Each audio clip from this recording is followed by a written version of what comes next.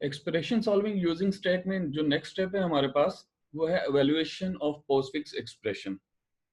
तो last lecture में हमने ये देखा था कि हमने एक इनफिक्स एक्सप्रेशन को कन्वर्ट किया था पोस्टफिक्स एक्सप्रेशन में।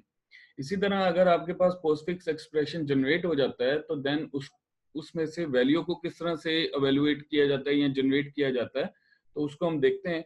उसके लिए हमारे पास एल्गोरिदम है कि सबसे पहले आपके पास जो पोस्टफिक्स एक्सप्रेशन है, उसके लास्ट में आपने राइट पैरेंथेसिस प्लेस कर देना।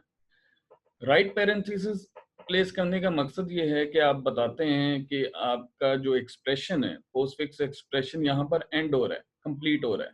ठीक है। सेकंड स्टेप में हमने ये देखना है, एल्गो के मुताबिक सेकंड स्टेप में हमने ये देखना है कि हमने जितने भी करेक्टर्स वहां पे प्लेस हैं, यानी पोस्टफिक्स एक्सप्रेशन में जितने भी करेक्टर्स हैं या जितने भी सिंबल्स हैं उनको स्कैन करना है लेफ्ट टू राइट। कब तक स्कैन करेंगे? जब तक आपका पोस्टफिक्स एक्सप्रेशन के अंदर राइट पैरेंथेसिस ना आ जाए, क्योंकि राइट पैरेंथेसिस ये शो करता है, इंडिकेट करता है कि आपका एक्सप्रेशन यहाँ पे टर्मिनेट हो रहा है। ठीक है।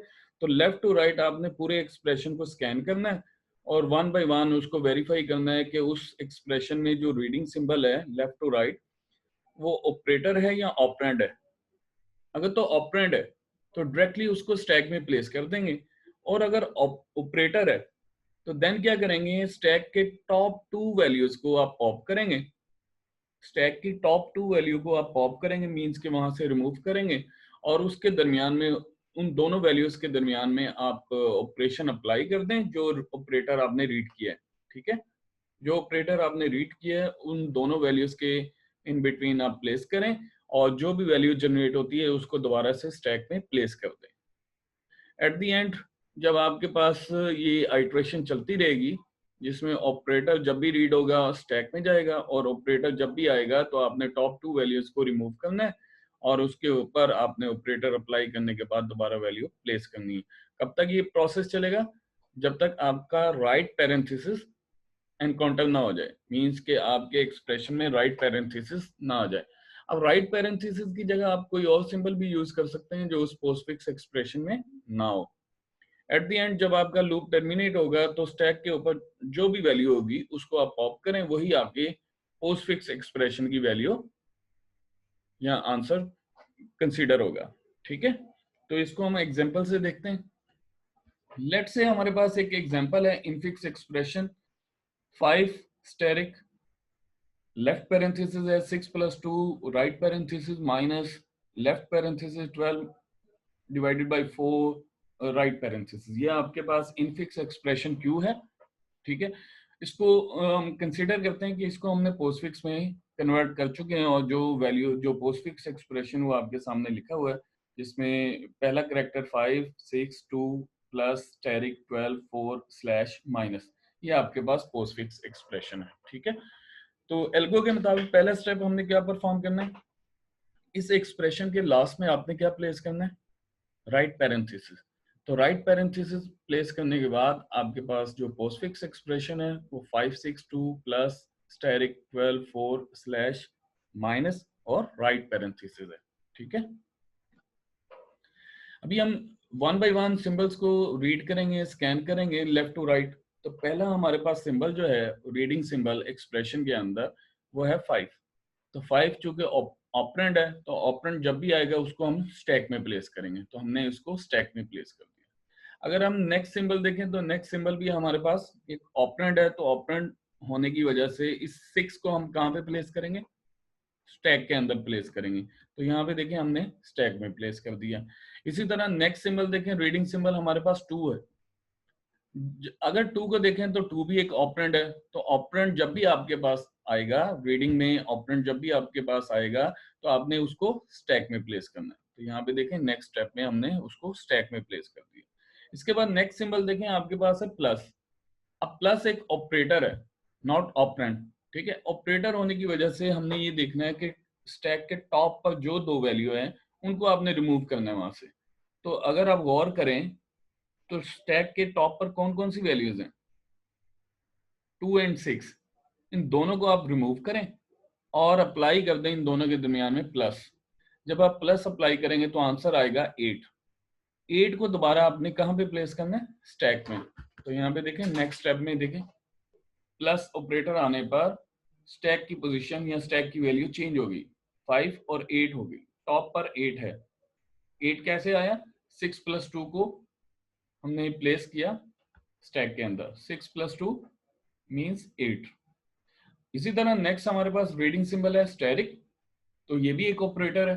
तो ऑपरेटर जब भी आएगा तो आपने क्या करना है, टॉप 2 वैल्यूज को रिमूव और उस ऑपरेटर को अप्लाई कर देना है उन दोनों ऑपरेंड के दरमियान में। तो जो वैल्यू जनरेट होगी उसको दोबारा से स्टैक में प्लेस करेंगे। तो इस तरह से टॉप पर जो दो वैल्यूज हैं 5 और 8, इन दोनों को रिमूव करें। दोनों को रिमूव करने के बाद इनके दरमियान में ऑपरेटर स्टैरिक अप्लाई करें तो आंसर आता है 40। तो 40 को हम कहाँ पे प्लेस करेंगे, स्टैक के अंदर। तो ये आपके पास 40 यहाँ पे स्टैक में आ गया और रीडिंग सिंबल कौन सा था, स्टैरिक। नेक्स्ट हमारे पास रीडिंग सिंबल है 12, 12 ऑपरेंड है, इसको हम कहाँ पे प्लेस करेंगे, स्टैक में। यहाँ पे देखें स्टैक पे प्लेस कर दिया। इसी तरह नेक्स्ट ऑपरेटर हमारे पास सिंबल जो है वो 4 है, वो भी एक ऑपरेंड है, उसको भी हमने स्टैक में प्लेस कर दिया। और 4 के बाद जो रीडिंग सिंबल है वो है स्लैश, स्लैश ऑपरेटर है। ऑपरेटर होने से हमने क्या करना है, स्टैक की टॉप 2 वैल्यूज को पॉप करना है और उन दोनों के दरमियान में ऑपरेटर अप्लाई कर देना है। तो 12 डिवाइडेड बाई 4 3, तो 3 जो आंसर है उसको हम स्टैक में प्लेस कर देंगे। स्लैश पर जो स्टैक की वैल्यूज चेंज हुई है वो है 12 और 4 की जगह पे 3 जनरेट हो गया या प्लेस हो गया। इसी तरह नेक्स्ट हम देखते हैं रीडिंग सिंबल हमारे पास माइनस है, तो माइनस भी एक ऑपरेटर है। तो इन दोनों वैल्यूज को पॉप करें और इनके दरमियान माइनस अप्लाई करें तो आंसर आएगा 37। 37 को हम स्टैक में प्लेस करते हैं। लास्ट में देखें हमारे पास एक करेक्टर है राइट पैरेंथेसिस, जो कि शो करता है कि आपका एक्सप्रेशन कंप्लीट हो गया। एक्सप्रेशन जब आपके पास राइट पैरेंथेसिस आती है तो एक्सप्रेशन कंप्लीट होता है, मींस कि टर्मिनेट हो जाता है, एक्सप्रेशन मुकम्मल हो जाता है। तो आपने क्या करना होता है, स्टैक की टॉप वैल्यू को पॉप करना होता है, वही पोस्टफिक्स का आंसर होता है। तो यहाँ पे देखें स्टैक के टॉप पर क्या पड़ा हुआ है, 37। तो ये 37 उस पूरे पोस्टफिक्स एक्सप्रेशन का आंसर है। ठीक है, इस तरह से आप इस एल्गो को यूज करते हुए आप अवेलुएट कर सकते हैं पोस्टफिक्स को, यानी पोस्टफिक्स से वैल्यू जनरेट कर सकते हैं। ठीक है, नेक्स्ट हमारे पास कुछ प्रैक्टिस क्वेश्चन है। पहले दो जो क्वेश्चन है उसमें पोस्टफिक्स एक्सप्रेशन दिए हुए इंटीजर्स के लिए। ठीक है, इंटीजर्स वैल्यूज हैं, इंटीजर्स ऑपरेंड है, तो आपका आंसर कोई वैल्यू जनरेट करेगा, कोई वैल्यू होगी इस एल्गो को यूज करते हुए, यानी पोस्टफिक्स को एवेल्युएट करने के लिए जो एल्गो अभी हमने डिस्कस किया है उसके लिए ये वैल्यू जनरेट करेगा। जबकि लास्ट वन जो है ये इसमें अल्फाबेट्स यूज हुए हैं, तो अल्फाबेट्स के बिहाव पर इसका जो आंसर होगा एक एक्सप्रेशन की शक्ल में होगा जो कि इनफिक्स एक्सप्रेशन होगा। ठीक है, होपफुली आपको समझ आई होगी। फिर भी अगर कोई क्वेश्चन होगा तो आप पूछ सकते हैं या आप मेंशन कर सकते हैं कमेंट्स में। बहुत शुक्रिया।